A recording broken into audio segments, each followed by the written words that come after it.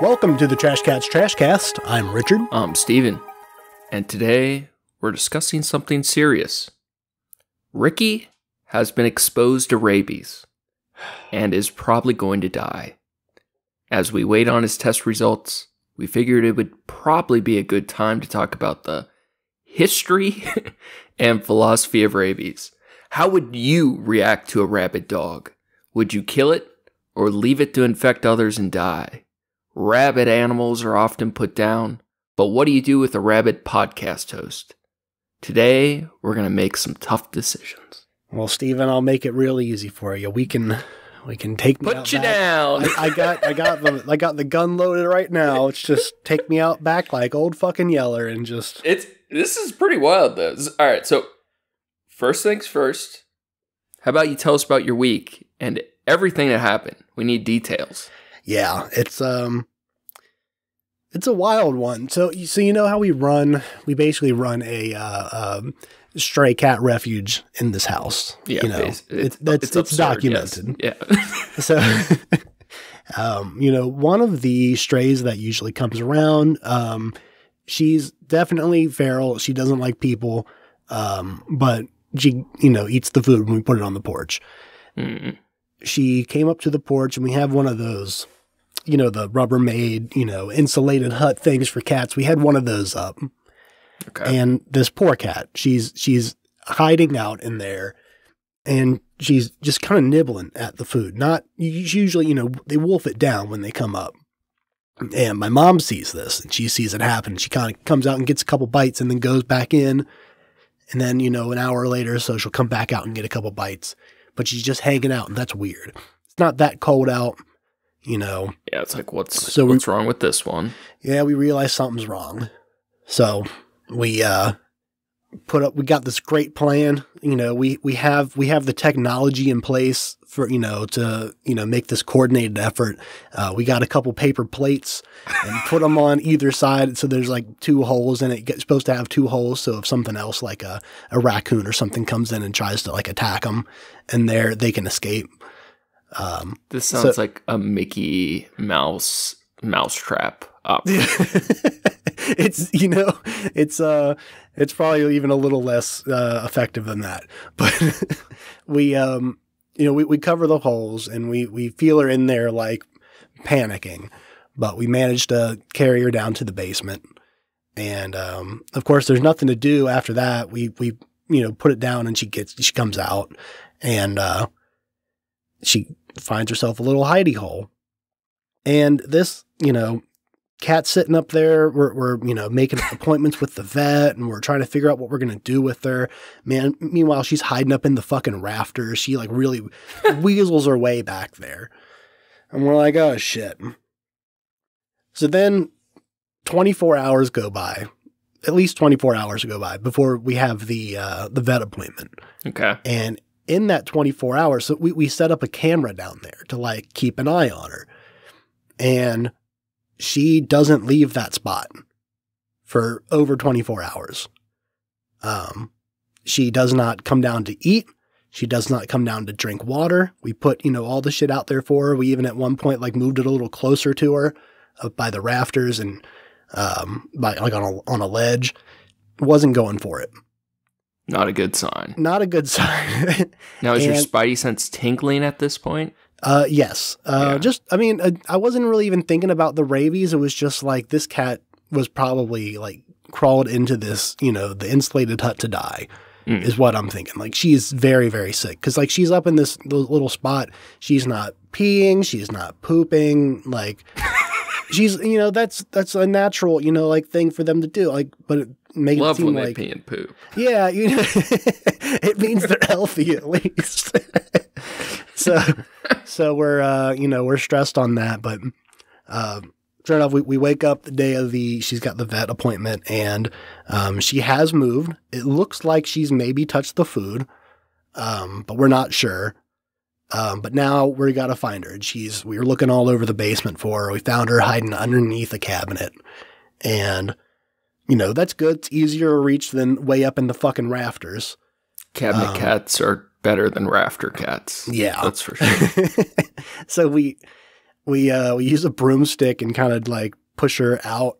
And I'm ready for this. I know she's going to be spicy with this. I'm prepared for that. Mm-hmm. I got, a nice denim jacket, a thick denim jacket on, and I got 2 pairs of gloves. I got some mechanics gloves, and I got some leather gloves over top of those mechanic gloves because I know she's going to try to bite. That's pretty precautious. That's more forethought than I typically would have for this. And I here's where I'm stupid is I thought that would be enough. I thought that would be like good. Yeah. Because we get her out, and I managed to get a hold of the back of her neck, but she turns around and she is able to get my finger, and she bites. She locks down on it. It was a good bite too. I was a little worried about how weak she was going to be, like if she was like dying or something, but she got me real good. It was like slamming your fucking finger in a car door. Damn. Yeah, it was a good bite.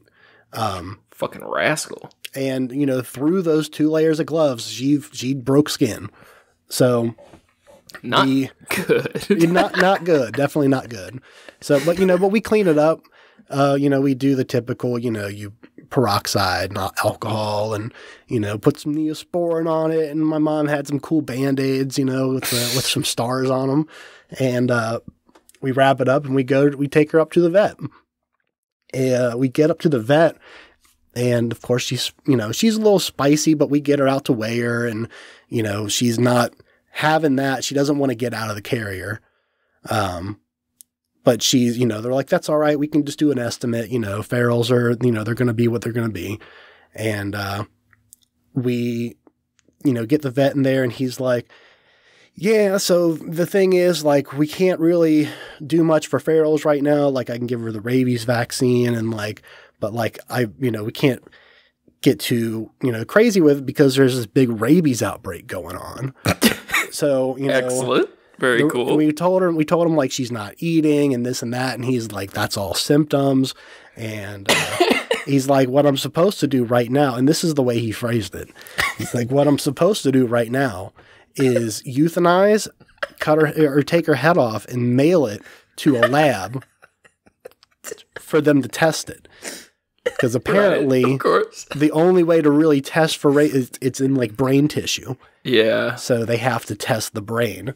So that's how they do that, which is like, first of all, that's fucking awful to do. You get in. That is a thing I've thought about before. Like when I was younger, I thought like, oh, being a vet might not be too bad.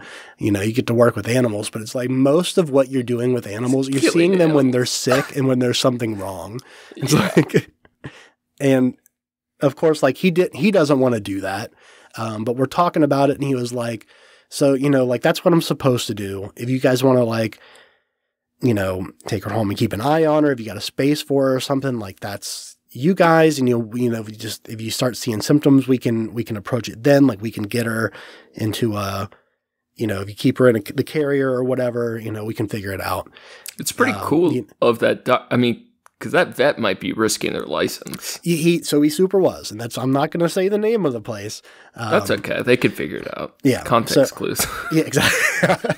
There's a lot of vets up here. So he told me. He said something about, we just want to make sure that like, he's like, it's a big risk because, if you don't want to get bitten or anything. And of course my mom pipes up and she says, he already got bit. And he looks at me like I'm wearing a fucking mask of death already. And it's so fucking funny. He's like, he kind of like squats down a little bit. Like his whole demeanor just drops. And he's like, I wish you hadn't told me that. And he says the likelihood, he explains like it's likely it's not rabies, but knowing that it's a potential, and there's been a big rabies outbreak up here lately. He's like, wasn't it from skunks? So he told us it was from, he said people, in central, northern Michigan, whatever, they were farming skunks. Of course. A skunk farm, like you do.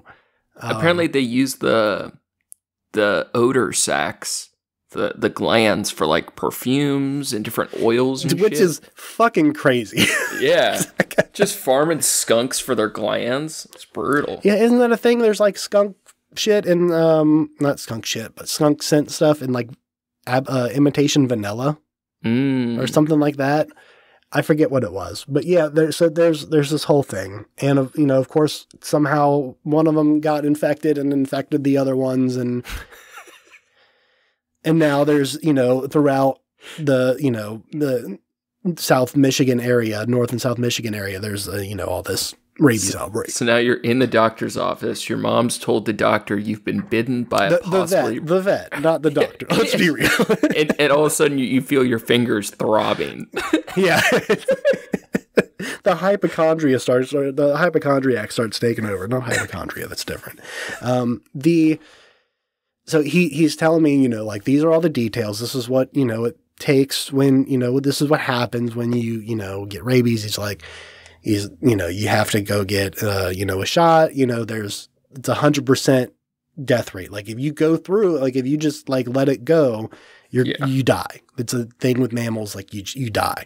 And if you get this series of shots during the incubation period, right. Hopefully it prevents you from contracting it. But if you do contract it, you're fucked. You're like actually dead. There's like 14 people ever who have survived, supposedly. Yeah, you have to basically get the shots before you start seeing symptoms. Yeah, it's a preventative thing. You have to be on top of it because once you start showing symptoms, you're basically dead.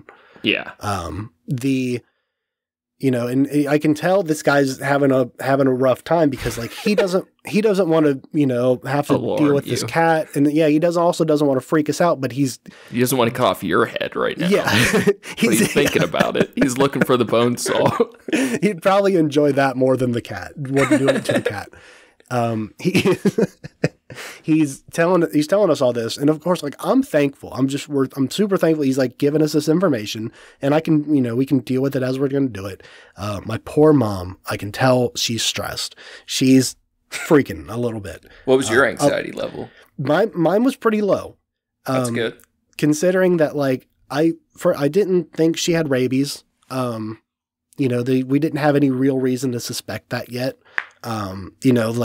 She's not out there fighting. And he even said, like, usually you see it with dogs because, they're the ones that are like willing to start a fight with, a raccoon or a fucking, skunk or something. They're the ones that are willing to get into that. Cats are not fucking with them. No. They're they're much bigger than the cats are. They're getting the fuck out of there. So, and cats are, there's cat food at most people's fucking porches around here. So they, as he's saying this, and like, I'm just like, all right, cool. Well, yeah, we can take her back home and deal with it. And he's like, but here's the thing. If you go to get a shot, if you go like to a doctor now or something, if you're going to take this cat home with you, you, and I was ahead of him. Like, we were never here. He's like, great, correct. Cool. Got it. So, he ends up, he gives her the rabies shot, and he gives us some antibiotics to take home with her. He's like, no charges today. He's like, it's not on the record, but it's, we'll make a record of it. Bro, that was a perfect opportunity to blackmail for some ketamine. Give me 200 cc's of ketamine or I blab. Or, he would have just not let us leave with the cat, would be the other one. Sometimes you gotta roll the dice. Yeah. So we finish up there, and, we get her back home. We're making appointments. We're trying to figure out like where we go. We go to urgent care, which is the funniest fucking part of the entire thing. The urgent care situation there. We walked into this strip mall ass urgent care, and it was like, first of all, they have a thing where you can like make an appointment online, which I mean, of course, I should have known. You make the appointment and then you show up and then they're like, all right, there's like 3 people ahead of you. It's like, what's the fucking point of making an appointment? Yeah. It's like, so anyways, we get in there and we're waiting. And before they even see us, we walk in the door and they're like, it's going to be $190 or whatever it was, because I don't have insurance. Damn. So you're fucked. You got a vet fee now, an urgent care fee. Oh, they didn't charge us for the vet. He was That's like, wild. Yeah, that's crazy. Well, no, because if he would have charged us, then there would have been something on. He did put in the computer that, like, because we had made the appointment for the cat. We called her Mitzi. So they did have an appointment in there. He didn't charge us for that one. But so anyways, we get to the fucking urgent care. They get back, get us back there. And all I wrote on the thing is like, why are you here? I'm like, pet bite, possible rabies. And they're, just taking their fucking sweet ass time. They get us back there and as the virus courses to your brain. Yeah. Yeah. And I don't even know why they have you fill that out, because you get back there and they still ask you. Yeah, they have to start it all over. They it's like, read nothing there's no you fucking, wrote. Communication going on here. And I'm like, oh yeah, so I got bit by a cat, and our story was, my mom, follows the TNR forums online and the trap and neuter release program things, and she saw the news that there's this rabies outbreak going on. So, we decided to come in here and just get it checked out. We still told her like we were trying to get her into a carrier to take her to a vet, but it just didn't happen. So anyways, the lies are compounded. Oh yeah. We're basically criminals now. Yeah. So we get... You're basically an anti-vaxxer at this point. Just spreading communicable diseases. Yeah, I'm looking for vaccines. I want the vaccine. But we get in there. So I told her, like, when we get to the back, she's like, so what's going on? And I was like, so I got a, bite from a feral cat. And, we heard about the rabies thing and, and she's like, okay. And I was like, well, I just, I know there's like a vaccine situation with like shots or whatever. And she was like, oh, we don't do that here. And I was like, okay, but $200. Yeah. And it's like, but can you point me to someone who does? And she was like, all fucking shoulders. She was just shrugging her hardest. But,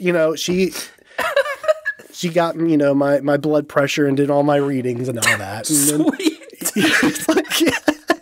Sweet. Hell yeah. And then the doctor came in. This was the nurse, and the doctor came in. And the doctor he was just as lost at what the fucking do. He's trying to treat me for the bite itself. But like the bite's fine.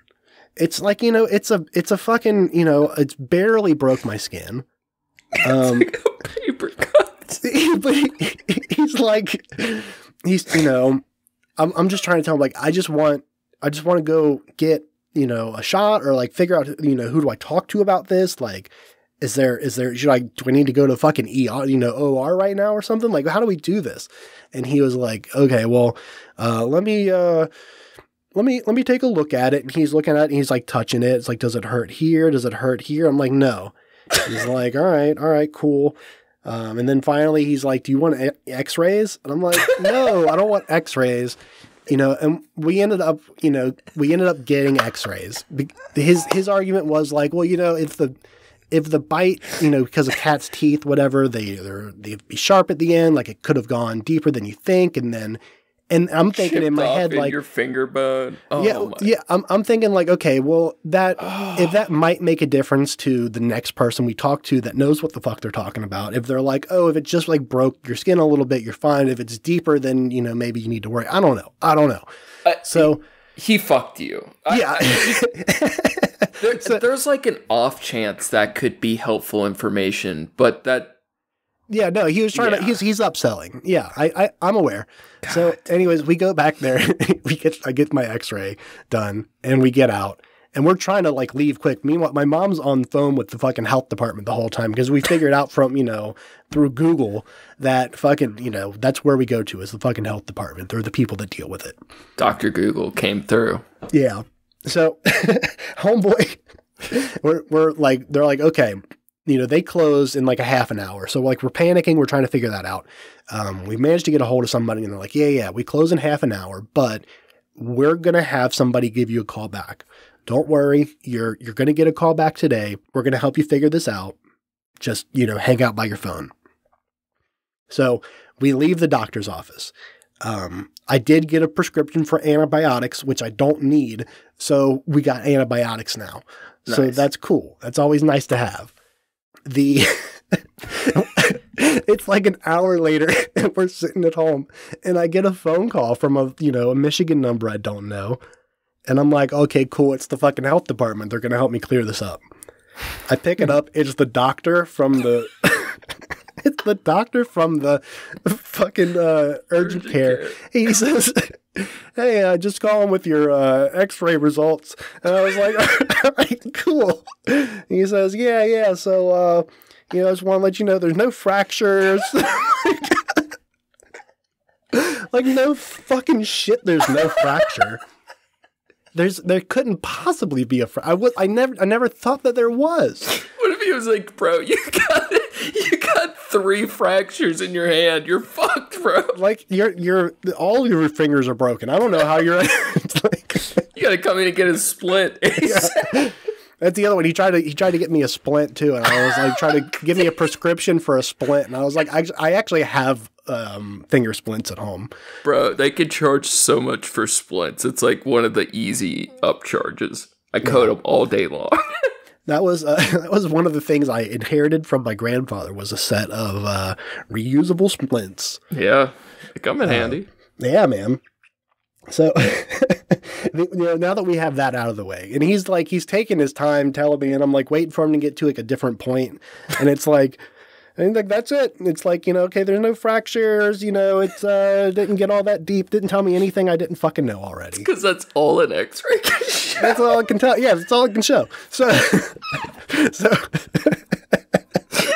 so fucking funny. Anyways, we get a hold, finally, the health department calls me. And they tell me that, and this woman, very cool, she was very calm and collected. And I told her the whole story. And she told me, don't worry about getting your shot today. Like, we are like dressed, ready to like walk out the door at any moment. Like, they just try to tell us where to go. And she's like, I'm going to tell you now, don't worry about getting your shot today. She said, it's a local neighborhood cat. They come around all the time. I said, yeah. And they said, and of course, because they don't know, we actually still have the cat in custody. And she was like, just, hang on. She said, wait for about 10 days. And then if you still see the cat come around, you see her eating, that's great. You see her drinking, that's even better. But if the cat's still alive in 10 days, it's not rabies. Okay, that's hilarious and awful advice, though. Yeah. That's the time it takes it to start incubating in your body. Well, so she said that within that 10 days, if I called her back on the 10th day and said, hey, this cat's dead on my doorstep, that I could get the shot and still be in time to survive. And she was like, she said, this is like what I do. This is like scientifically backed. If it just happened today, you're going to be fine for 10 days. And like I said, I'm still in my head thinking, I don't think this is rabies, because we've had this cat already in the house for like a couple days. Yeah. The cat seems fine. Yeah. Ish. It's sick, but it's probably not rabies. You're right. So, but that is not good advice on her behalf. But here's the other. So I asked. She does, like I said, she doesn't know that we have the cat in the thing. And I said, so what happens if, the cat doesn't come back because I spooked it? Yeah. And she's like, gone for a couple of days. Or like, what if she, leaves and then gets hit by a car or something? And like, I don't know. Yeah. And she was like, well, just give it some time, and you can call me back before then if you see her with symptoms of it or something, but until then, just hang on. And I was like, all right, cool. So she's fine. The cat's cool. She's alive. Well, you have a couple more days before you know for certain. I have a feeling you could keel over any moment. You know, I haven't started rejecting water. In fact, let me try to drink this water real quick. I would love to watch you spill it all just over. just fucking Oh god. You know what the hydrophobia thing is?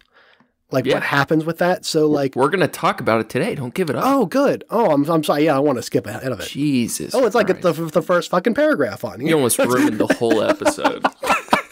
I think I already did. How much time did I take telling that story? I like the story. It's a fun story. It's a fun story. It is like she gave good advice, like from like you have a doctor in your family who wants to give you practical medical advice. But after doing this research, if you actually have been exposed, it would be way worse to wait 10 days. Like if you knew for sure it was rabies, you have a way better chance of fighting it off with the series of shots immediately than you do after letting it grow in your body for 10 days. You know, and the thing is, like, I could have, if I was like worried about it, if we didn't have the cat in custody and she didn't come back for some reason, you know, hospital.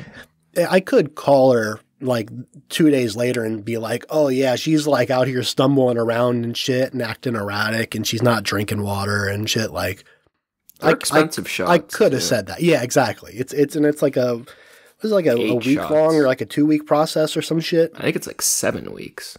It's like you get 8 shots. Like it's like 2 a week, 1 a week, 2 like for like 7 weeks sometimes. Like it depends on if you have any symptoms, but like when somebody first comes in with a suspected rabies bite, we'll code like the second highest level of encounter. And then after that, it's a really low level encounter because they're just coming in for more shots for the same thing. But you'll have people on their like 10th visit come in. It's like, damn, that sucks. Yeah. And I think the really the worst part about this was just like my poor mom, she's blaming herself the whole time. And she, you know, because she was like, it was her idea to bring the cat in. I mean, she infected the cat with rabies, right? Yeah, she was the one that gave her the rabies, and by proxy gave me the rabies. Yeah, yeah. But that was my week. How was yours? That's a really good. How was your week? That's all. Yeah, in half an hour. How was your week? I love it. I got nothing going on. I've been busy, but I got nothing. I was going to talk about it. Maybe next week on our next episode. I'm just dumb and depressive, but not rabid. Nothing. Well, nothing rabid. That's a plus. That's always a plus. Just in a holding pattern. I'm just like, I feel like I'm like growing, doing good stuff, but very unsatiated, unhappy, unsatiated. Just doing the things I need to, but you know, it's going. Things have been worse, that's for sure.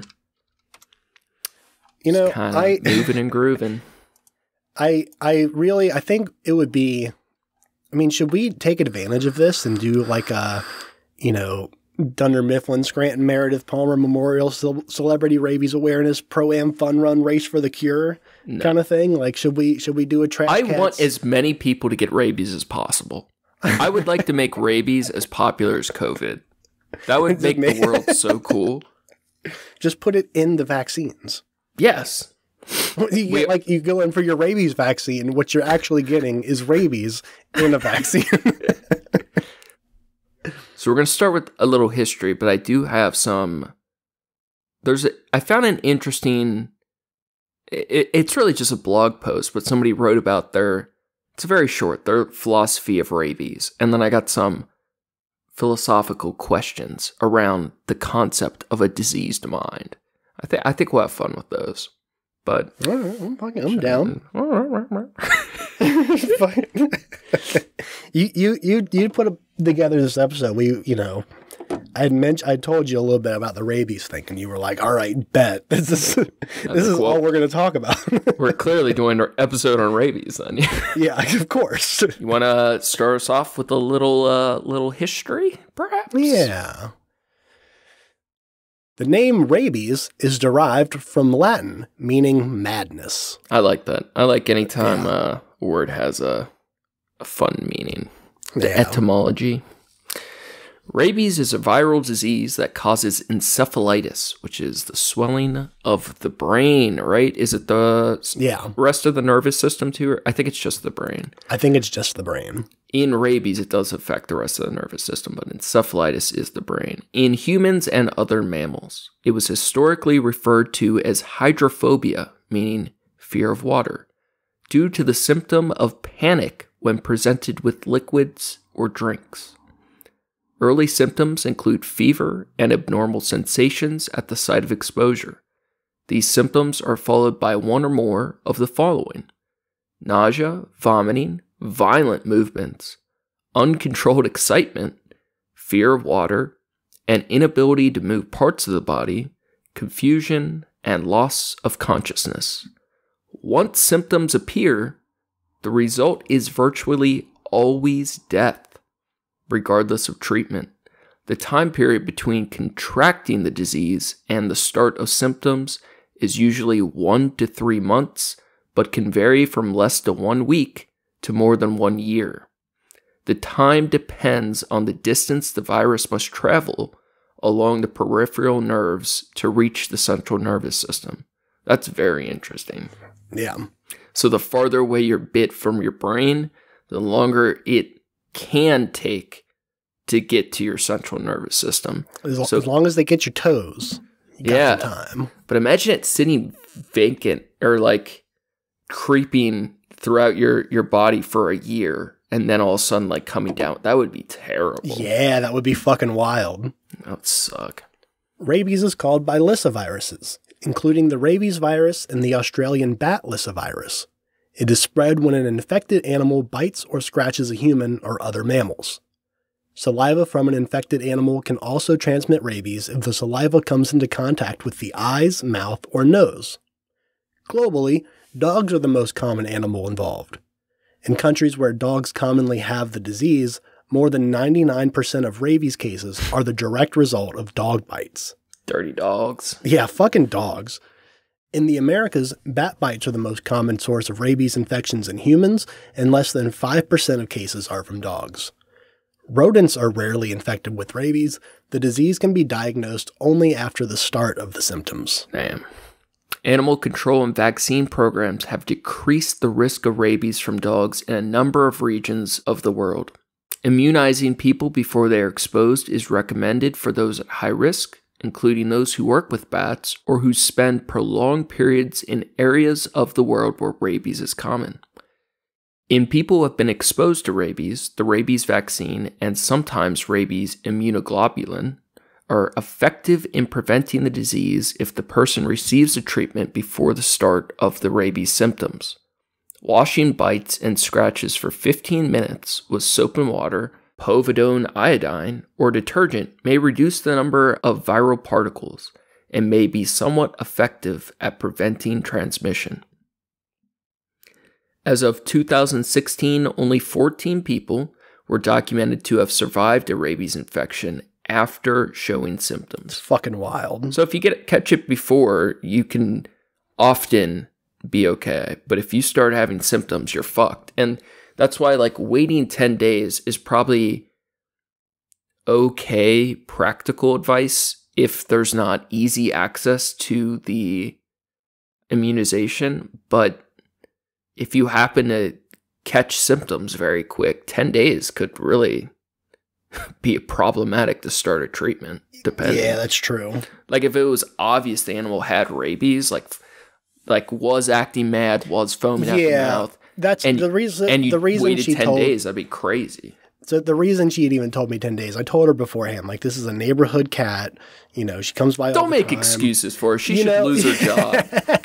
I mean, I even did tell her, like, she wasn't eating a lot. But she was like, but she was eating. And I said, yeah. And she said, okay, that's even a little bit, like that's I'm sure good. 99% of the calls they get. I mean, most of the ones I see at my hospital are people that saw a bat. Not was touched by a bat, they saw a bat and they're worried they could have been sleeping and a bat bit them. Like that is legitimately like 95% of the rabies immunization encounters, where they go through a whole series of shots because they saw an animal that didn't even look rabid. So I'm sure they get calls all the time and they're like, unless it's like someone's story is pretty compelling, they're probably like, yeah, don't worry about it. So here's the other, and I know this. I'm going to drop some knowledge here real quick. I know this because of our run-ins with bats here at the fucking Carter Ranch. The way you know a bat has rabies is if it's out during the fucking day. Yeah. If it's out doing shit, flying around a tree or some shit in the middle of the day, that's how you know it has rabies.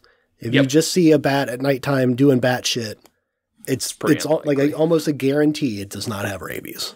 Yep. Research conducted in 2010 among a population of people in Peru with a self-reported history of one or more bites from vampire bats, commonly infected with rabies, found that out of 73 individuals reporting previous bat bites, 7 people had rabies virus-neutralizing antibodies. Since only one member of this group reported prior vaccination for rabies, the findings of this research suggest previously undocumented cases of infection and viral replication followed by an abortive infection. This could indicate that people may have had an exposure to the virus without treatment and developed natural antibodies as a result. It's really cool. There's so many random things in life that we are susceptible to, and then like random things like that where X amount of people are going to be immune to X amount of strains of whatever. It's always fascinating. Yeah, man. Rabies causes about 59,000 deaths worldwide per year, about 40% of which are in children under the age of 15. More than 95% of human deaths from rabies occur in Africa and Asia. Rabies is present in more than 150 countries and on all continents but Antarctica. More than 3 billion people live in regions of the world where rabies occurs. A number of countries, including Australia and Japan, as well as much of Western Europe, do not have rabies among dogs. Many Pacific islands do not have rabies at all. It is classified as a neglected tropical disease. Ooh, tropical disease. That makes it sound delicious. Yeah. I want to get rabies. Yeah. I feel like everything will taste like tropical fruit. They take a cool sip of that. Animals with dumb rabies, quote, D-U-M-B, dumb rabies, appear depressed, lethargic, and uncoordinated.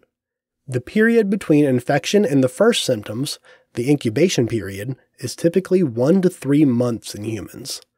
This period may be as short as 4 days or longer than 6 years, depending on the location and severity of the wound and the amount of virus introduced. Initial symptoms of rabies are often nonspecific, such as fever and headache. I get one of those once a day. You're fucked. I think you still could drop dead any moment. As rabies progresses and causes inflammation of the brain and meninges, symptoms can include slight or partial paralysis, anxiety, insomnia, confusion, agitation, abnormal behavior, paranoia, terror, and hallucinations. The person may also have a fear of water. It's basically like... It's a bad acid trip. It's like organic bath salts. Oh, man. Except you don't have to get more. You always have more inside of you. You know, once the government wins the war on drugs and they get all the drugs off the street, people are going to be getting rabies to get a buzz. I remember the bed bug craze was... That was sad. Oh, yeah, smoking bed bugs? Yeah, man. Dog. Yeah. I didn't believe that for a long time. I didn't think people were actually doing that. People in my apartment were. I saw people grind them down in using a weed grinder. And I was like, damn. Fuck, dude.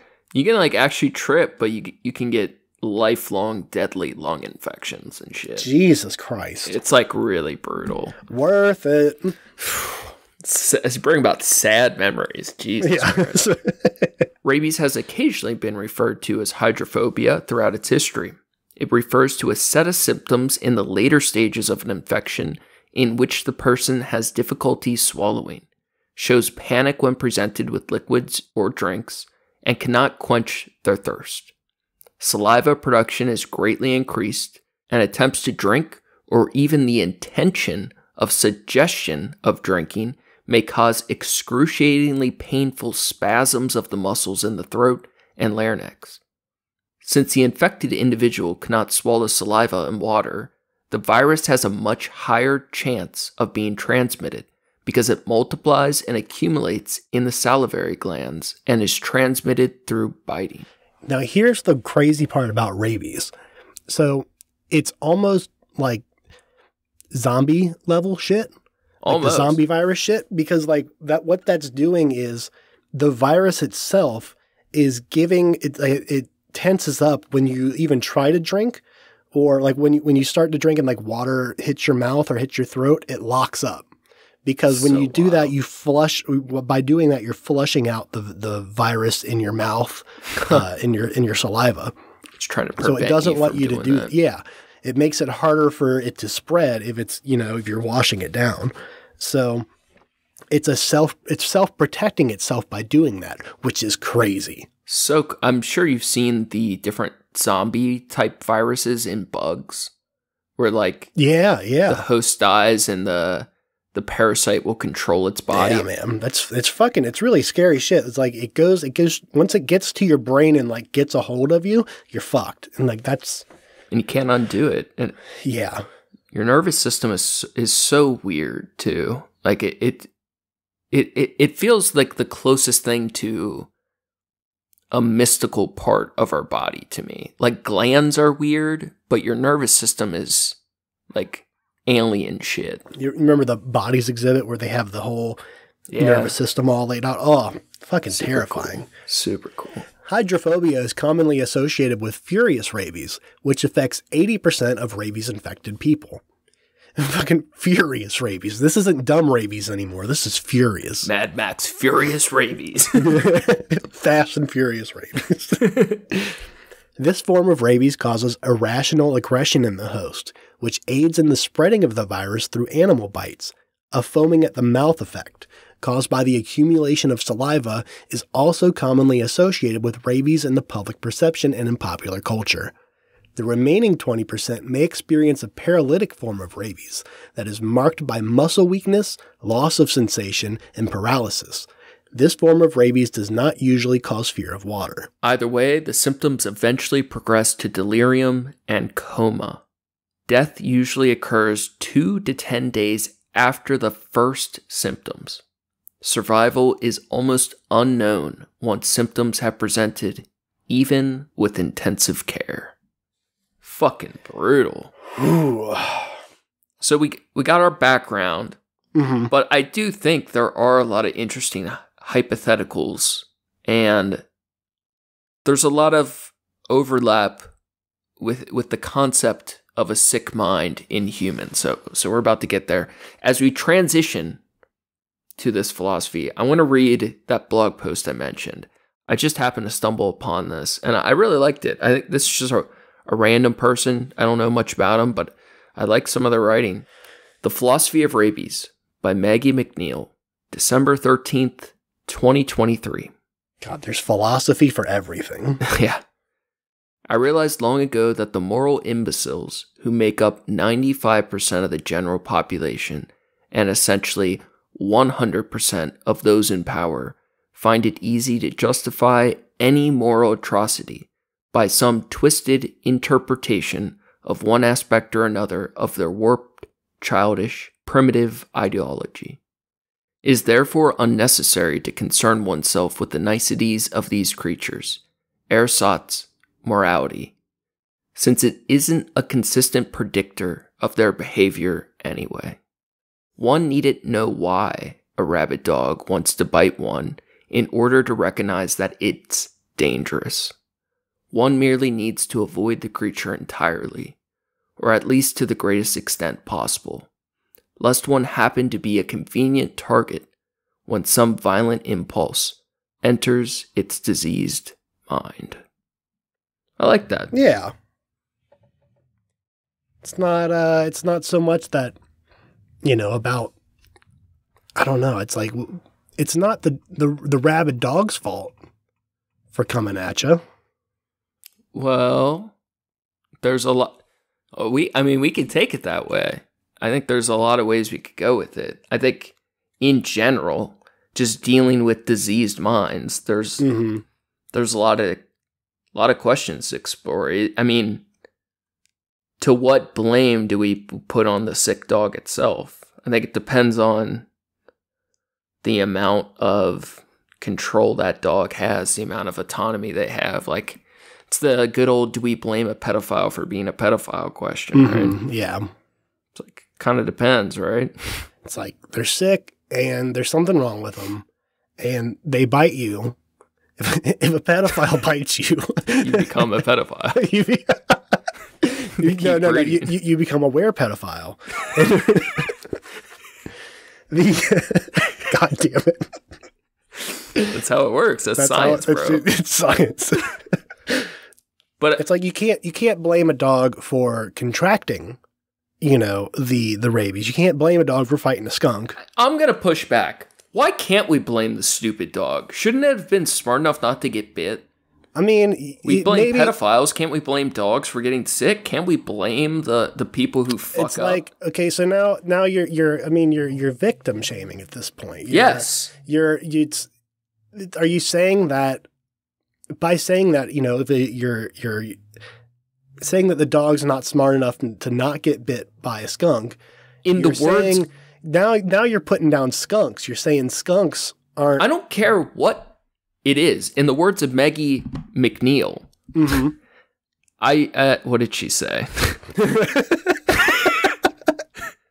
Let me quote it. Lest us not be concerned of why the dog is sick.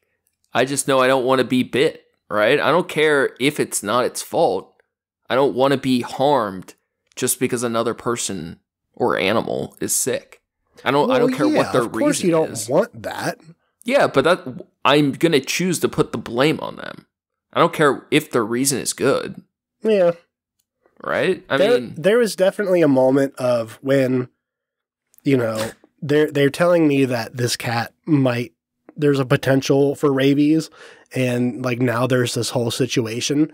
And there was a moment of like, God damn it, this fucking cat. Yeah, you'd be pissed. But there was a momentary thing. Like, I passed by it. It's not that. Why? What if you did get rabies? I don't know. I didn't hold anger toward the cat. Okay, what if it was I felt bad for the cat. Oh, I hate this. This is my empathy. Oh, I hate this. And you just don't have empathy. This is the liberal tears line. This is the bleeding heart. This cat came to me, tears rolling down its face. No, I don't like the feel bad for people part. This is fun because this is what Pine But here's the Creek thing. This is where it's different. We're talking about a cat. If we were talking about a person that came up and bit me, I was talking about a cat. This is an analogy. In my specific anecdote, I was referring to a cat. Drop the anecdote. We're philosophy. We're not on cat philosophy. Okay, so let me get to it, fucker. Okay. This is where I get hostile because of the rabies. I'm trying to provoke your agitation to see if you actually are ill. Yeah. If a person bit me, I can't say that I would hold the same. Let me pause you right there. Let's get to our first hypothetical. Yeah. Let's address this. Okay. First hypothetical. You're cleaning out the garage. It's a nice summer day. It's a little hot, but there's a nice breeze. You're distracted. You're sweeping up all the dust from all the other cats you've helped. And then in your peripheral, you see something.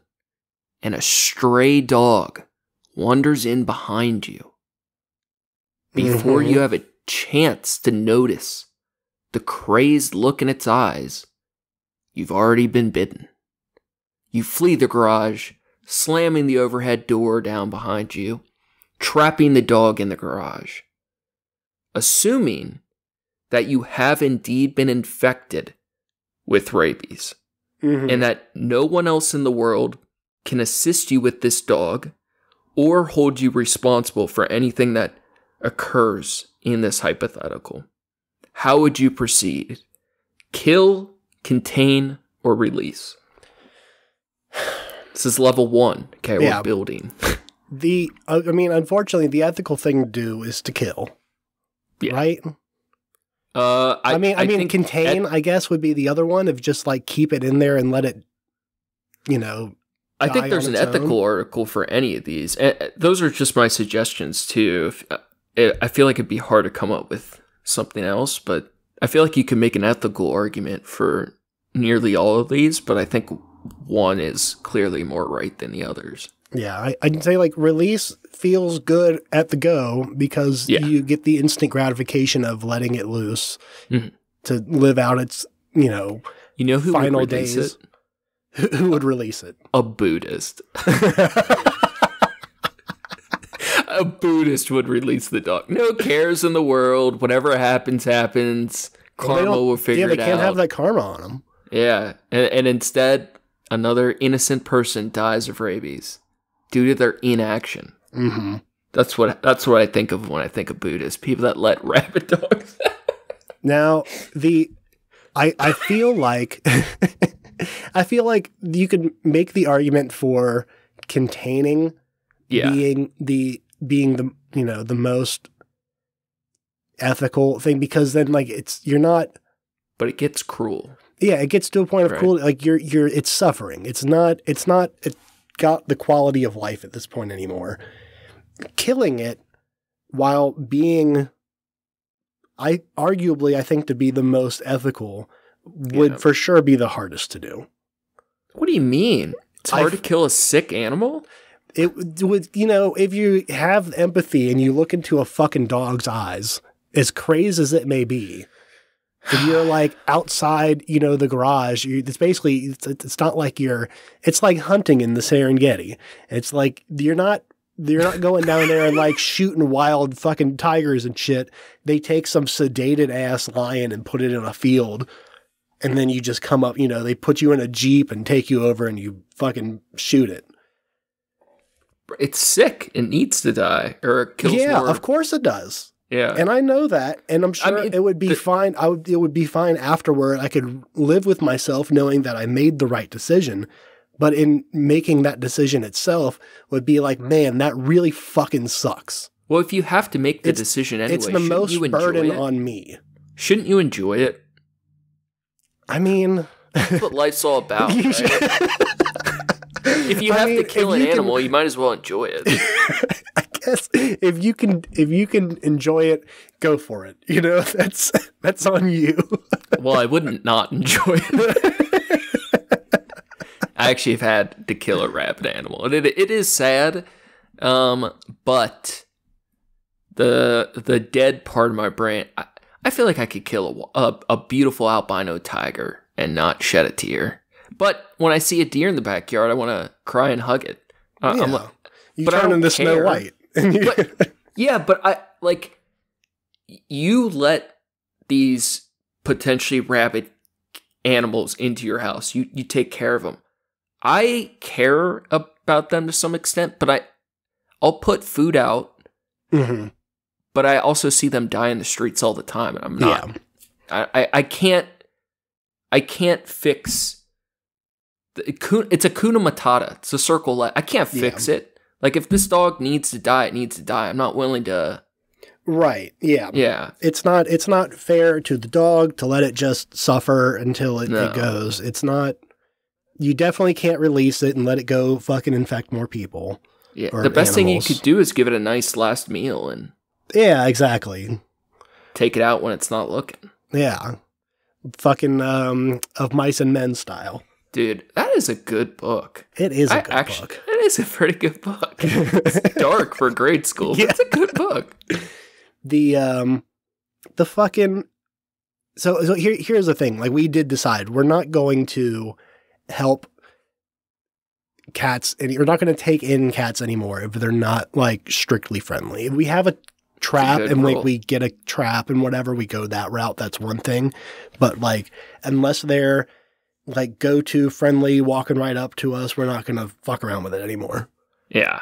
And, smart. I mean, we've found a couple of those. Like, Jeremy was one of them. Vanessa was the last one we took in. She had, the babies. But yeah, so unless they're obviously friendly and they're cool, we're not going to get to the point. Even like just getting scratched or bit or whatever in general, even if they're not, they don't have rabies, having taken the chance of that sucks. All right, you can interrogate me on this if you'd like. Here's my thing. I would never intentionally harm an animal outside of eating, like buying meat, which I still think is wrong. Like, I feel like I've been pretty outspoken. I think eating meat is bad. You feel dirty every time you do it. Yeah, but I think I'm a bad person. I don't feel the need to change it. Like, whatever. I think we're all pieces of shit. We all eat meat. Whatever. Who gives a fuck? I don't kill a bug in my house most of the time. Sometimes I make exception. Most of the time, I protect him. Little shield beetle was in my bed the other day. Scooped him up, let him out the window.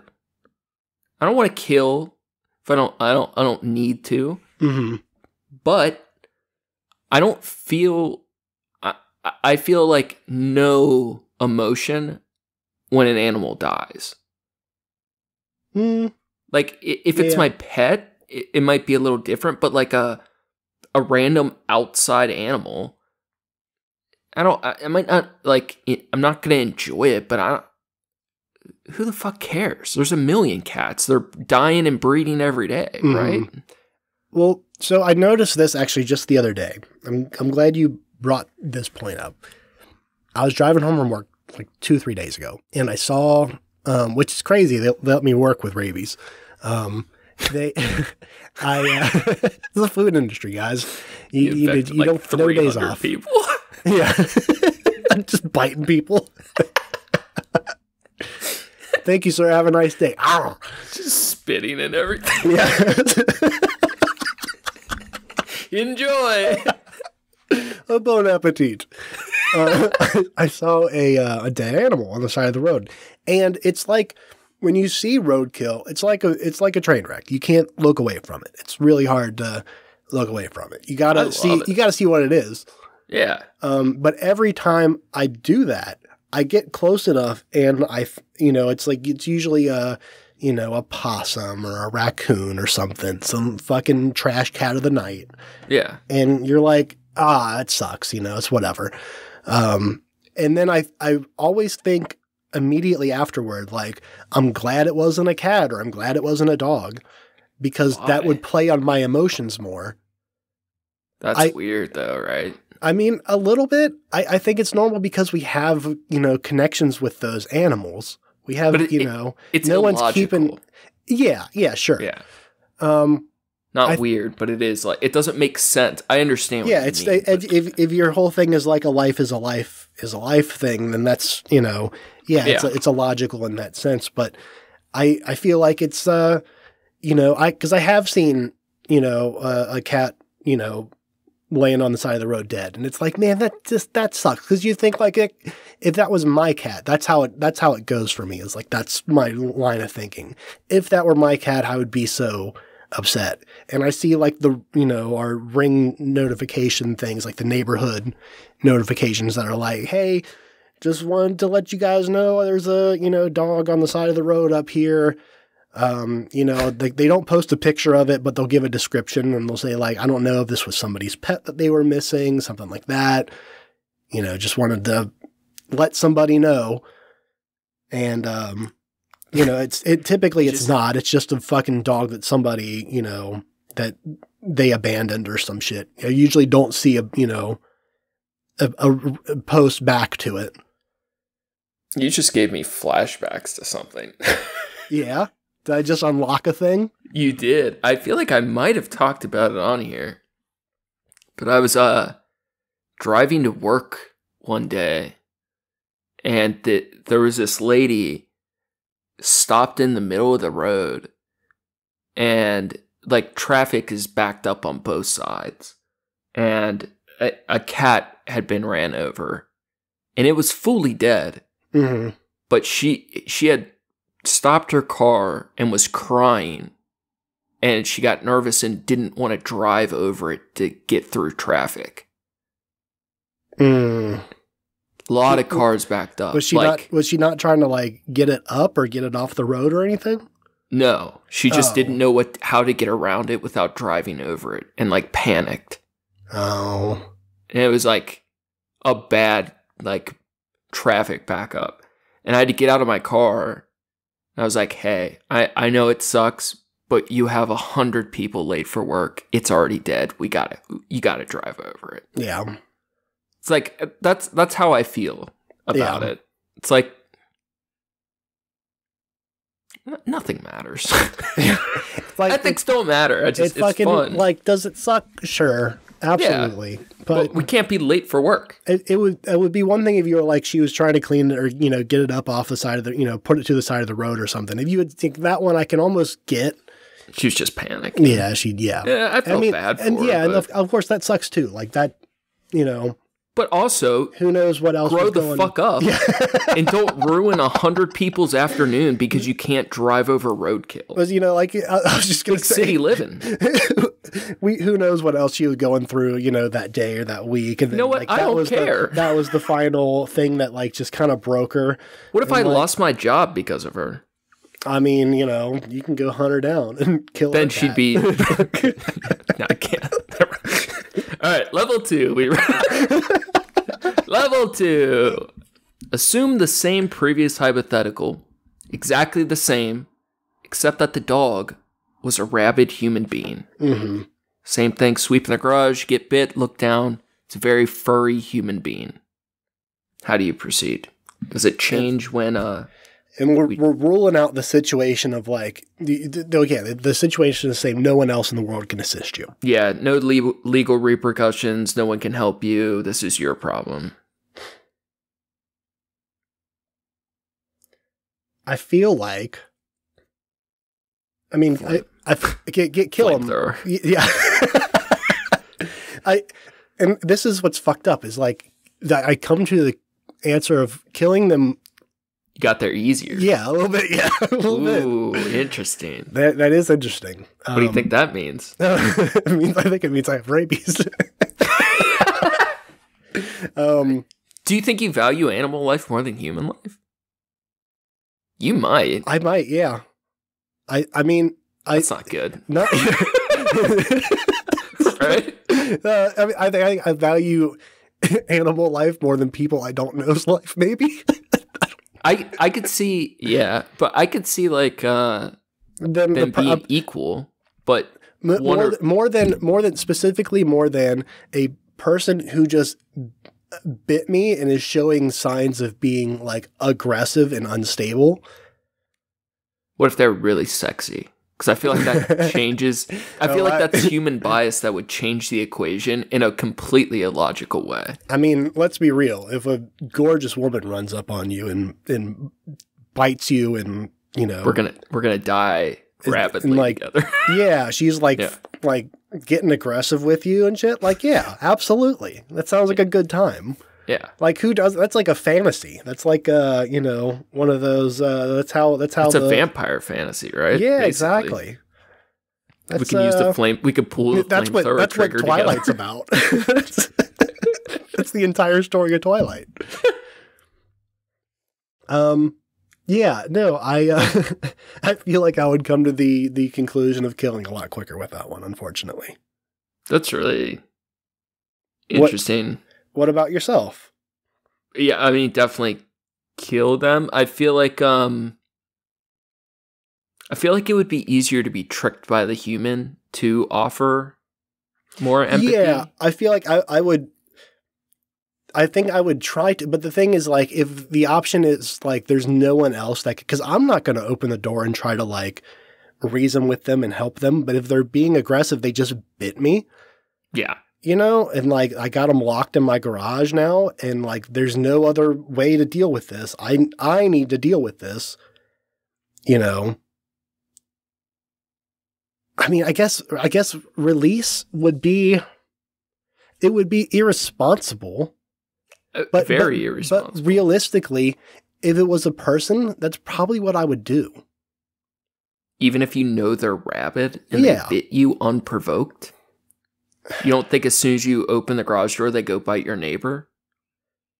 That's the thing, is, like, that sucks, but, like, the burden of killing a person. What is this burden is now What's the big weight? What's the big fucking deal, man? Killing somebody ain't no big deal. It's nothing. That's a Silent Hill 2 quote. Could blink them out in a snap of the finger, in the shake of a jazz hand. I could snuff out a light.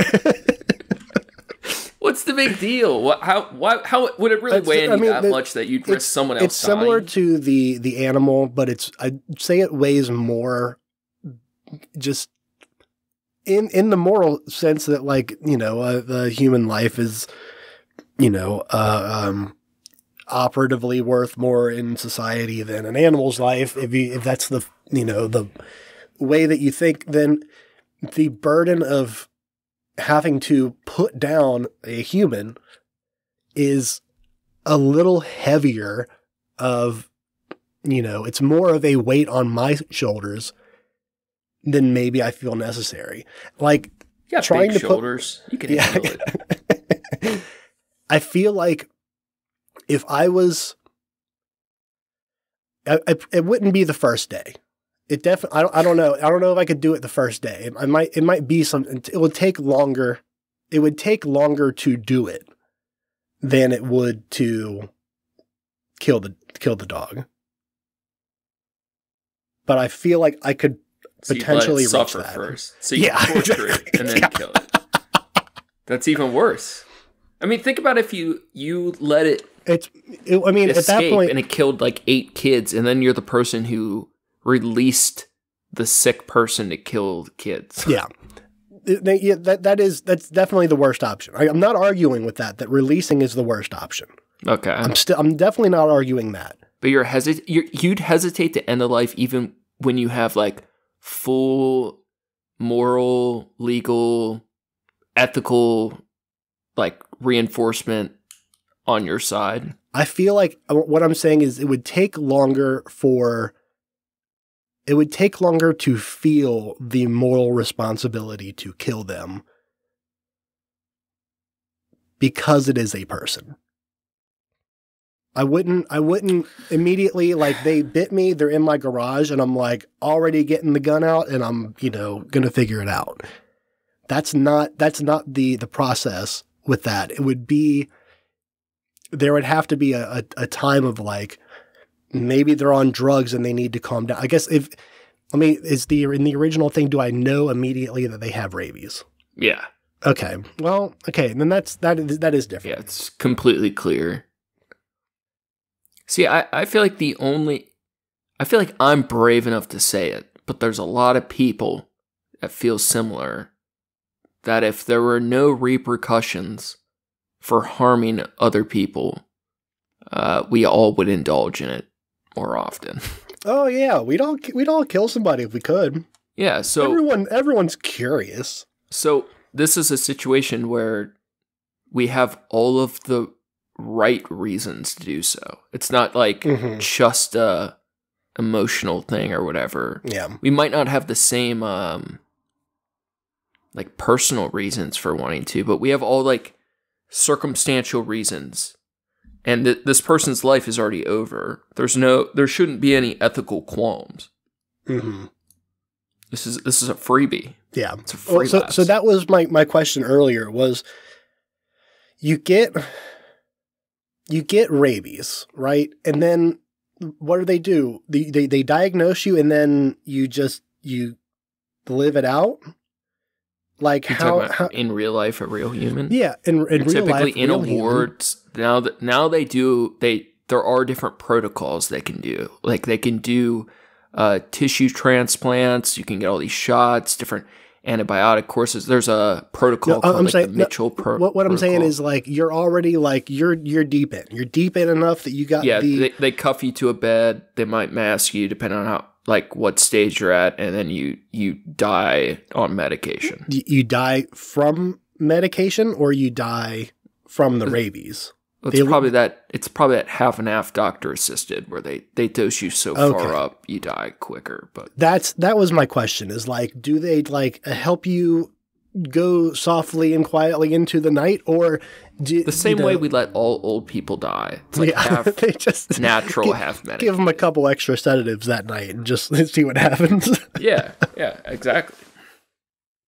I mean, that's a huge problem in the medical industry. It's like doctors are forced to be put in these positions because we don't have better end-of-life protocols where people get to make that choice with autonomy. Instead, these doctors are like, there's a lot of them speaking out where like they feel like they're forced to kill people kind of in a gray area, even if they don't want to, because there's no good way for the patient to die. Yeah. But they don't want them to suffer. They're going to die for sure. And it makes the doctor often have to play the role of executioner. That's not good. Got a lot of post-traumatic stressed out doctors. Yeah. So human, you're slow to end it. I'm going for a I'm making my own napalm. They're not. They didn't even bite you yet. They're walking up your driveway and you're packing the gun. I don't even know they have rabies. I'm going for it though. You're just walking down the street and you're all right, level 3. We've definitely played with this before, but assuming the condition isn't outright as fatal as rabies, how generally should a diseased mind be addressed? In the philosophy of rabies piece she wrote, her whole thing was it should be avoided as much as possible to protect ourselves. Should they be put down, aided? I mean, this could be taken from general mental health to I don't know, serious disease, but there's a lot of ways to play with this. So you're saying, assuming that what someone has it's not fatal. Addiction, schizophrenia, just a diseased mind, psychopaths, pedophiles, whatever. MAGA. Yeah. Should we put them down or? We should. Well, damn. I mean, I already know. You want to help people. You want therapy. That's the thing is like, it seems like it's so case to case, right? It is. Like some people can be helped. I genuinely believe that some people cannot be helped. You can't help someone that's like not willing to like try, I guess. Yeah. So you help the people that want helping. Don't bother with the people that don't, right? Yeah, and then there's the argument that like, well, if everyone gives up on a person, then why would they try? You know, there's. I know what you mean. It's like there's a potential for people that might be, you know, helpable, that because of other people that are, you know, not willing to go that extra step, that they don't reach that potential. So that's too vague in general. Well, both of us believe in social safety nets, like right, social program. Like I'm fully for, as a general thing, like food stamps, addiction care, all that shit, right? All the things people complain about. It's all good stuff. I do have some qualms though at being in and out of a lot of those systems. Not myself, but I most of the people at the types of places I've found myself were like abusing the fuck out of every system possible. Oh yeah. And I don't blame them for it either, but I think there should be like certain bars of showing a good faith effort or that you are trying. Yeah. And I don't think it's the type of shit like Florida does where you have to be working X hours a week or prove you're doing XY job interviews and making it really difficult for people to get. Mm-hmm. But there should be something. Yeah. I know it's not every state. I think Florida might be the one where like you have to be like drug tested or something. Yeah. Yep. Yeah. Which doesn't work. Yeah. It doesn't make any sense. Yeah. If you can't manage to figure out a way to pass a drug test, which should be the type of thing like, like ideally, you want people in some form of therapy, right? Yeah, and I feel like that's the ideal. Type, and if you're not willing to do a form of therapy, then to me that would be like it shouldn't be shitty either. It shouldn't be like a caseworker type shit. It should be like, hey, we can get you a bunch of resources to help you with any of these issues. We can do these things, but if you're not willing to like work on some mental health stuff, then it would make sense to me that you're not serious about it or whatever. If you it's you can't just show up to the AA meetings and then go to the bar afterward. I think you can though. Like, well, I think it's okay. Sorry, that was more of a metaphor of like, yeah. If you're not actually doing anything, I mean, I guess if you're going to the meetings, I guess that's a start. just to play good. With that, whatever. It's like most people are going to continue fucking up or just still struggle, but it's more like the willingness to keep trying to engage. Yeah. It's the thing with quitting cigarettes is never quit quitting. I don't like quitters though. Yeah. There's something. We're not quitters here at the Trash Cast. There's something cool about the people that have problems. That I thought you were going to say about smoking cigarettes. there really is something cool about cigarettes, but. There's something cool about being like, yo, I have a serious problem and I'm just never going to fix it. Yeah. That's cool too. I do like that. This is not the same thing at all, but I basically did that with coffee. I was talking to someone about like, I don't forget how it came up. It was with a customer. We were talking about vices or something. And I said, it's like, I think we were talking about nicotine and something. I was like, working, off of that one is whatever. I feel like that's, difficult, but, it's like I can rationalize it. It's like, it's the caffeine. I can't, like, I've already realized I'm not going to stop with caffeine. I'm going to keep drinking coffee. I want it. And they were like, really? And I was like, yeah, like, it's fine. It's not that big of a deal. I'm okay with it. And they were like, oh, and they looked like they sounded like disappointed. Like, no, you can do it. Like, it's like, I don't want You're to. better than that, buddy. It's fucking coffee, dog. I'm all right. I'll be fine.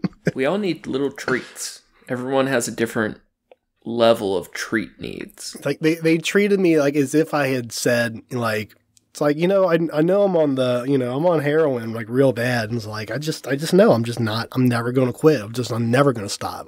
They can't get me off of this shit. And those are some of my favorite people. Yeah. It's like, that's the reaction that they gave me. And it's like, I'm talking about coffee, dog. Yeah. Like, it's one thing if it's like, I'm cutting out like Monsters and sugary sodas or something, like, I don't know. At least then you could make the argument like, oh yeah, sugar is not good for you. There's other stuff in there that's not good for you. It's like, but it's just fucking bean juice, man. Assuming we could safely do heroin forever, yeah. Why would there be any good reason to quit? Well, if you could safely do heroin forever, then yeah, sure, go for it. I'm trying so hard, bro. I'm telling you, one of these days. You'll see me with the big smile. I mean, I did just say the trash cats are never, we're not quitters. And you have been on record of stating that, like, did not quit. If you could get some real heroin, some good heroin. Oh, yeah. And it wasn't laced with nothing else. Like, yeah, sure, you fucking go for it. I'm going to grow it. I've grown poppies once. I'm not afraid to get back in the farm world. I was thinking about that the other day. As much as I know you hate the idea of the government legalizing the drug as long as they're the ones who sell it, at least I know with marijuana, there's the whole thing where, like, you can grow, it's a good amount. I think it's like 10 plants in Michigan. You can grow, you can have 10 plants. Like, that's considered personal use. It's like, that's so much weed. Like, if you know what you're doing, you can get a lot of weed out of that. So that's like every 3 to 6 months. So you're getting in half an ounce to an ounce every 3 to 6 months. 10 plants, 6 ounces if you have them going in a cycle, it's only ever 10 max, and you grow them in batch. Like get five going in this batch and 5 in the next batch. Then you have to wait another. It's not as much as it seems.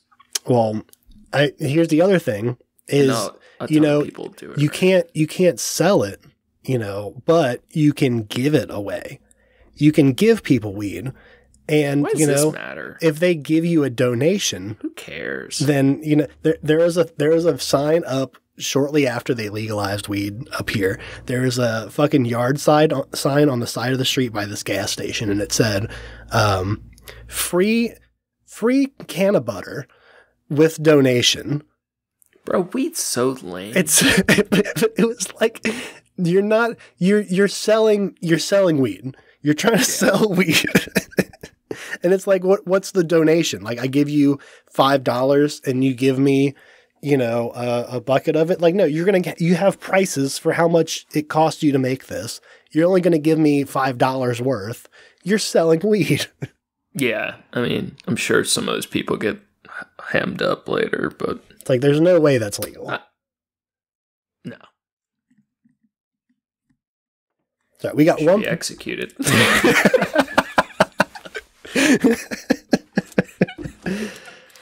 Dude, I'd make the coolest laws, man.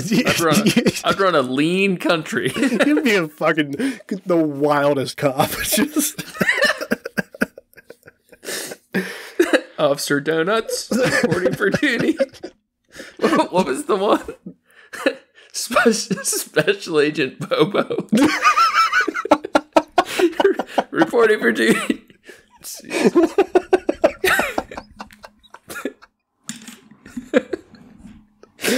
Oh, God damn it. All right. We got one more point.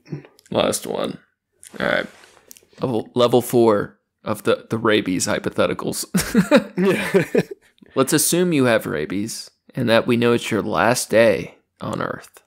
What would you do with your final hours, and in what fashion would you die to prevent the risk of infectious exposure to others? This is the Purge, but more rabid.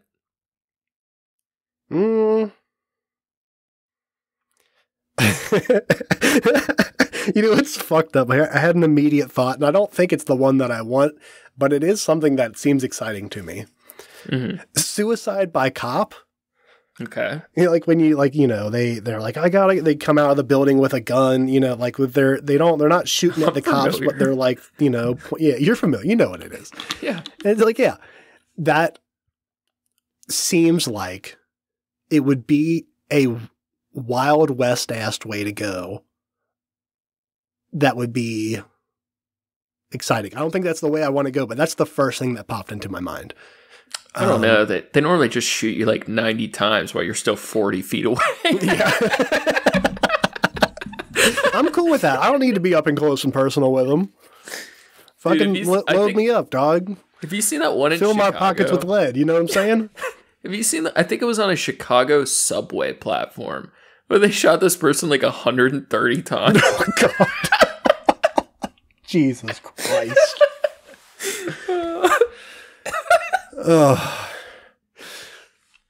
Last day. He just kept getting back up. We don't.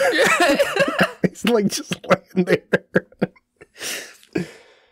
Fucking hell. Last day, and I know I have rabies. Drugs, art, sex, video games. It's like the obvious answer is go out and bite people because I don't have any control over myself. But would you actually want to kill other people just because you're? No, that's the thing. Is like that's not what I want to do, but that's just what I would do because I have rabies. No, ignore that. Yeah. That's not how hypotheticals work.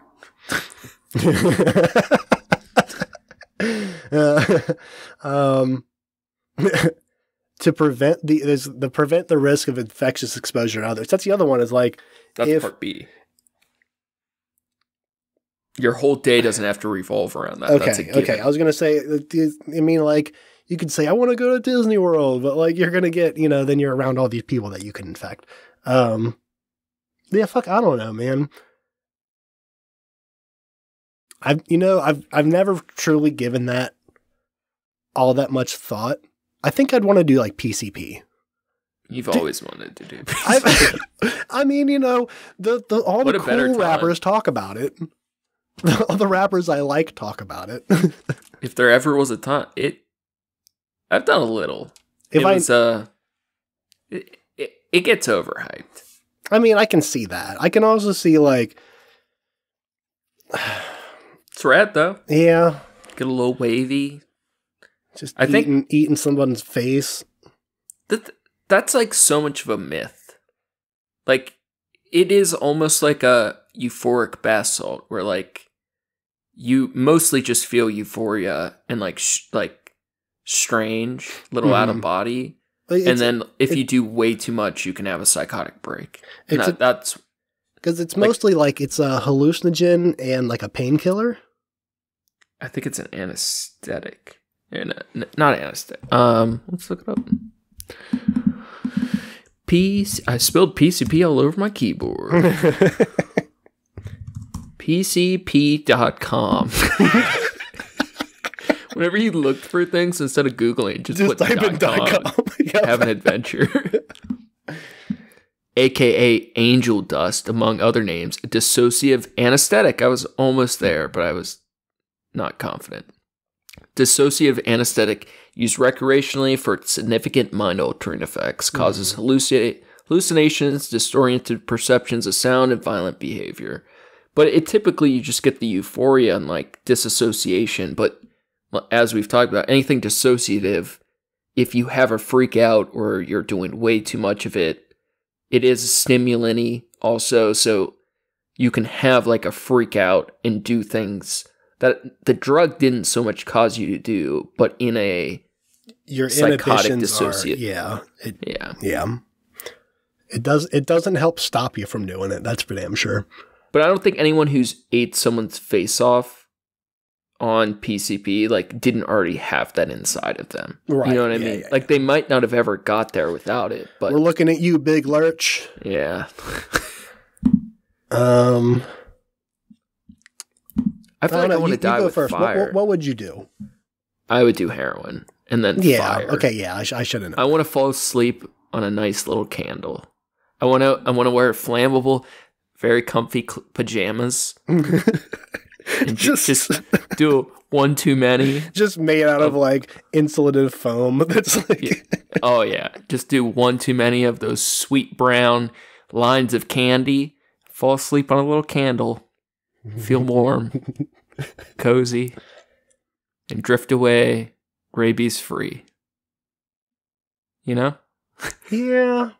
I don't have any. That'd be wonderful. I don't know if I have any desires to do heroin. I just don't have a desire to do it. Oh, I know you'd love it. Because here's the thing: like I get opiates, like for sure. I get why they're great. Mm-hmm. From my minimal experience of you might be a meth man. No, I'm definitely not into uppers. You haven't done enough of them. Everyone's into uppers. I split an Adderall with somebody one time, and I hated it. It was the worst. Adderall's the edgiest one. Meth is smoother than Addy. Okay, crack's the fluffiest though. I don't have no desire to. What if we could have a tea party with a bunch of raccoons? You know, you just invite all your neighborhood cat friends. Yeah, we set up the traps in the neighborhood. You just be trapping on your lap. Trapping them in the backyard for like a week and a half. And we get 5 or 6 of them. And then, we let them all out. We close the garage doors. We barricade it a little bit so they can't get out. We set up the table with the cups and the tea and the crumpets and then you open all the cages. What if I could blast you into outer space? I feel like you'd like to die looking at stars. I feel like you'd enjoy that. I would enjoy that. I think I would. You're welcome. If I, that is, you just pointed out the way I want to go. I think would be in a dark sky park where there's no like light pollution and shit. Watching like a meteor shower. That sounds nice. That's one of my favorite things. Is chilling, putting on some trippy music, and watching a meteor shower. And what would you do? Like eat a grenade? Or something? I mean, preferably something that was like a little bit more peaceful than that. What are you talking about? Eat a grenade. What's more peaceful than that? What movie was that from? When they did Be that? over was before that, you know it. Inglourious Bastards? They taped the grenade inside a dude's mouth? I was researching the Korean booby traps in the forest. It was Vietnam too, but they'd pull the pins off grenades and stick them in like coffee mugs and like vases and shit, and then tie strings to another one. So you'd have 2 coffees inside like 2 glasses. 2 grenades? 2 grenades, yeah. Pins removed after it's in the glass, right? Okay. So it can't detonate. Right. And then you put a string between them and hide them between trees and stuff. So as soon as someone pulls the string, that causes to instantly detonate both of them. That's pretty fucking cool. And there'd be like no time delay because the pin's already been released. So as soon as the string gets touched, they both detonate. I'll tell you what, we would go out into the woods and you'd have to set that up so I wouldn't know where it is. And then I would go on a nice walk through the woods.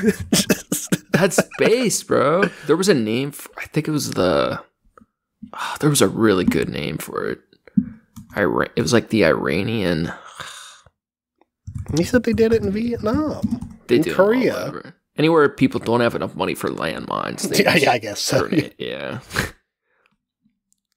Well, something to look into. Yeah, you probably shouldn't be Googling how to make one of these at home.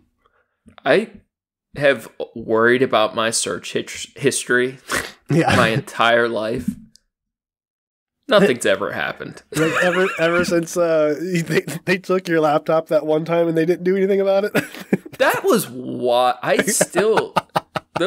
that crime tech had to have been. There's no way they actually looked, but then I'm like, why would they even take it? Mm-hmm. They had to have been so lazy or incompetent. It's like Casey Anthony. They weren't able to get her for the murder because they didn't check the browser history of Firefox. They only checked Safari. Who uses Safari? That's how they were incompetent. That's wild. I was just listening to a guy who was doing he was a social media expert and he was working for a political campaign. And all the staffers that were like our age, like young staffers, none of them knew what a meme was. And they were they were doing research for like a board about social media laws. And no one there knew what a meme was. Was this this was in Florida, right? This was like a nationwide board. Oh, okay. And like everyone working on these bills was so technologically incompetent. They were working on legislation about social media laws, but didn't know what a meme was. That's like, how could you even be in the space? Yeah, that's so absurd. It's so wild. It's like dinosaurs working on a Game Boy. Just tinkering away at laws. Give a fucking Tyrannosaurus a Game Boy and see what he can't even reach it. His arms are too short. Be fucked. He can't reach both the buttons at the same time. All right, we tried.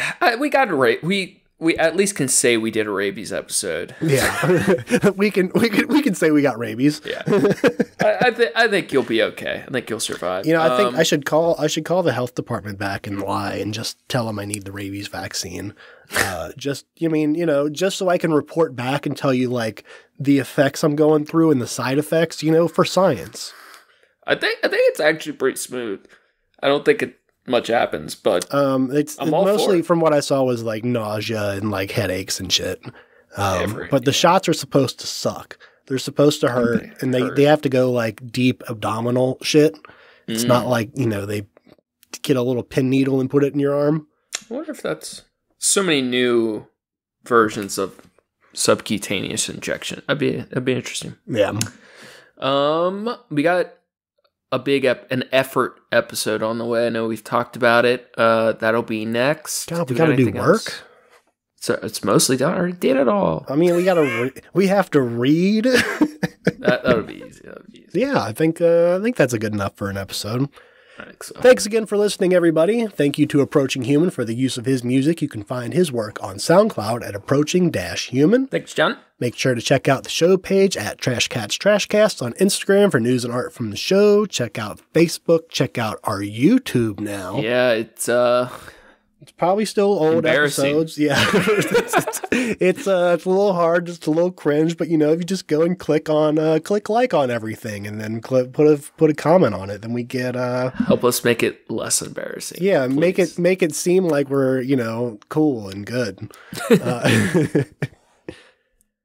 And popular. Yeah. Make it seem like people actually like us and listen to us. Make fake Google accounts and then comment with those too. Yeah, we absolutely need any help we can get. If you're super weird, you can check out my trash yard on Instagram at Skyzix, SKYZSX. And yeah, big episode up next time. And I don't know, you guys are pretty weird if you listen this far, and I certainly appreciate that. You guys are very cool. Appreciate you sticking around. And it's odd behavior. You should probably get checked out for rabies. It is. Go to your local vet. See what happens. Give us a story. Yeah, go to your local vet.